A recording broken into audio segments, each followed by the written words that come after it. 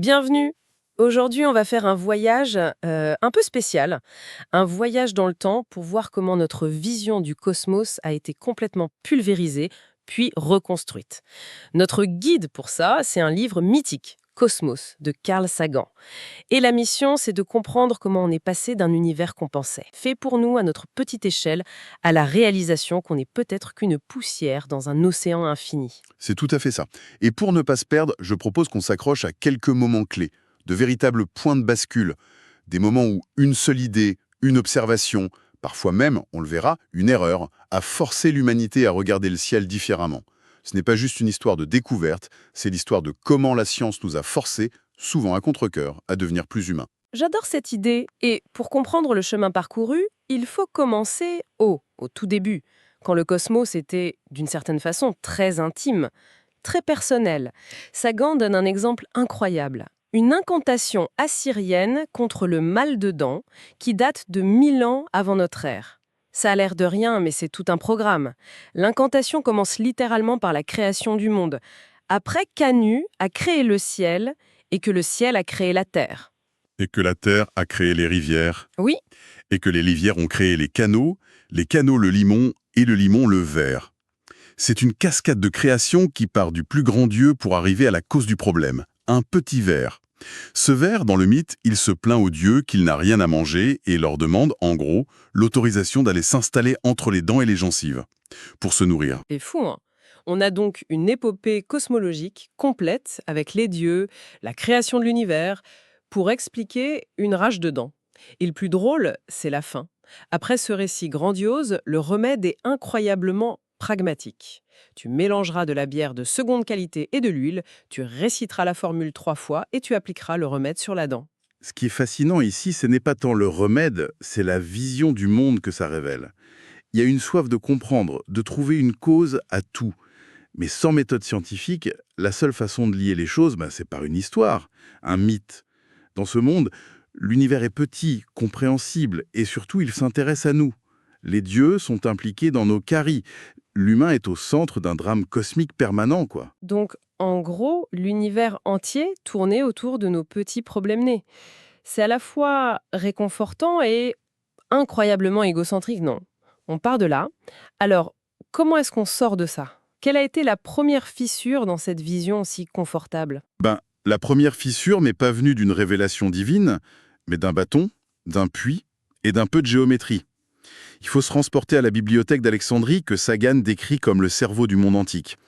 C'est là qu'un homme, Ératosthène, le directeur, a fait un truc révolutionnaire. Il a mesuré la Terre. Et la méthode est d'une beauté. Il part d'un truc qu'il a lu dans un papyrus. Dans la ville de Syène, tout au sud de l'Égypte, il y a un jour dans l'année, le solstice d'été, où à midi pile, le soleil éclaire le fond des puits. Ça veut dire qu'il est exactement à la verticale, au zénith. Un bâton planté droit ne fait aucune ombre. Exactement. Et ça, c'est une observation à la portée de tous. Mais Ératosthène, lui, est à Alexandrie, bien plus au nord.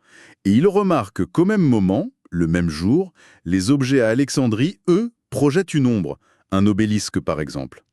Il se dit alors que si les rayons du soleil arrivent sur Terre en des temps parallèles, une hypothèse très raisonnable, et qu'un bâton fait une ombre ici et pas là-bas, au même instant, il n'y a qu'une seule explication possible. La surface de la Terre est courbée. Précisément. Ce n'est plus une croyance, c'est une déduction logique. Il mesure alors l'angle de l'oubre à Alexandrie. Il trouve environ 7 degrés. Or, 7 degrés, c'est à peu près 1/50 d'un cercle complet de 360 degrés. Il en déduit que la distance entre Syène et Alexandrie doit correspondre à 1/50 de la circonférence totale de la Terre. Et ça, c'est le coup de génie. Ce n'est plus un mythe, c'est de la géométrie pure. Il a prouvé avec un simple bâton que notre monde était une sphère. Et il a même pu en calculer la taille avec une précision bluffante pour l'époque. L'implication est vertigineuse. La Terre n'est plus un décor plat pour les humains, c'est un objet, un globe mesurable flottant dans l'espace. C'est le début de la fin de l'univers sur mesure. On commence à quantifier le monde, à le mesurer des outils mathématiques, plutôt qu'à le raconter avec des mythes. C'est une étape fondamentale. C'est incroyable. Ils avaient donc déjà les outils pour comprendre le monde, pour le mesurer. Mais alors, que s'est-il passé? Dans cette même bibliothèque, il y avait les travaux d'un certain Aristarque de Samos qui allait encore plus loin, non? Oui, Et c'est là qu'on touche à la tragédie de la connaissance perdue. Aristarque, près de 2000 ans avant Copernic, a avancé l'hypothèse que ce n'était pas le Soleil qui tournait autour de la Terre, mais l'inverse.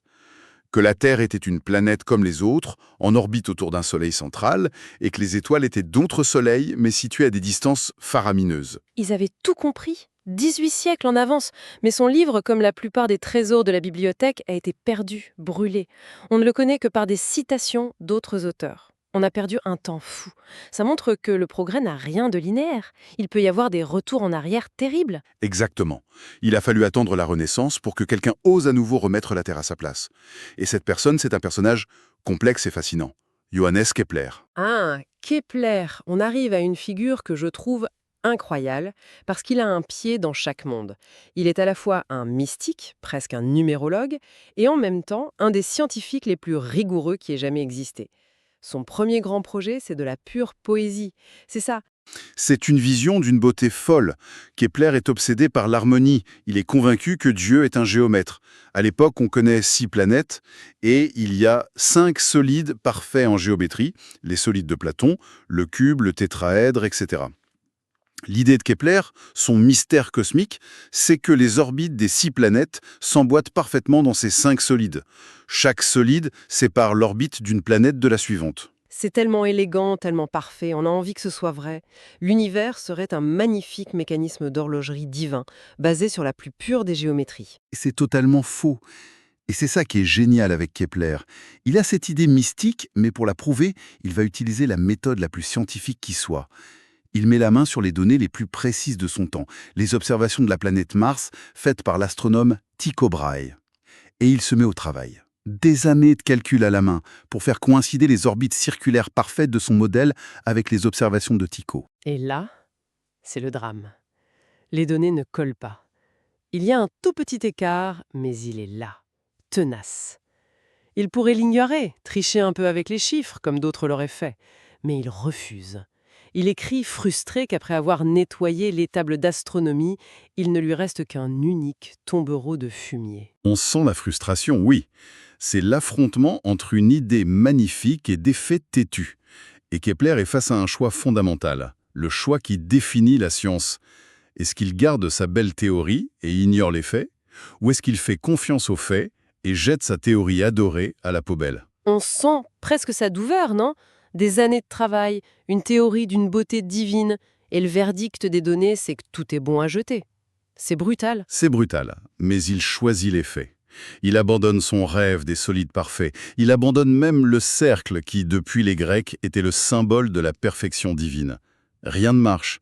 Et c'est dans ce tombereau de fumier, après des calculs acharnés, qu'il trouve la solution. Les planètes ne suivent pas des cercles, mais des ellipses. Une forme un peu bâtarde, un cercle écrasé, quoi. Il écrit alors « Ah, quel oiseau stupide j'ai été !» C'est incroyable. Et c'est ça, la véritable leçon de Kepler, qui est au cœur de la méthode scientifique. Ce n'est pas d'avoir des idées géniales, c'est d'avoir le courage de les abandonner face aux faits.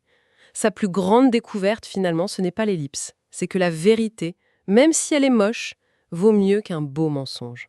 C'est exactement ça. Il a ouvert la voie. Il a décrit le comment du mouvement des planètes, mais il manquait encore le pourquoi. Pourquoi les planètes suivent-elles ces ellipses? Quelle est la force derrière tout ça? Et là, un Anglais entre en scène, Isaac Newton. Tout le monde connaît l'histoire de la pomme qui tombe. Mais le vrai coup de génie, ce n'est pas de voir la pomme tomber, c'est de regarder la pomme tomber, puis de lever les yeux vers la Lune et de se poser la question que personne ne s'était posée avant, n'est-ce pas? La question c'est, est-ce que c'est la même force? La force qui attire la pomme vers le sol est-elle la même que celle qui retient la Lune et l'empêche de filer tout droit dans l'espace? À l'époque, c'est une idée folle.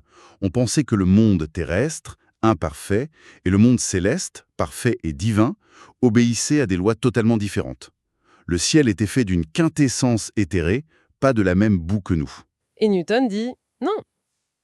Il n'y a qu'une seule et même physique. La force de gravité est universelle. Donc, les lois qui s'appliquent ici, dans un verger, sont les mêmes que celles qui gouvernent les planètes à des millions de kilomètres. C'est la fin du monde magique en quelque sorte. C'est l'unification finale. Le cosmos n'est plus un royaume mystérieux. C'est un immense système mécanique, certes, mais un système cohérent, régie par des lois mathématiques que l'esprit humain peut comprendre. Les cieux et la terre sont enfin réunis sous les mêmes règles. La démystification est complète. Alors voilà, les lois sont posées, on a les outils, et maintenant il est temps de regarder autour de nous et de prendre la mesure de notre environnement.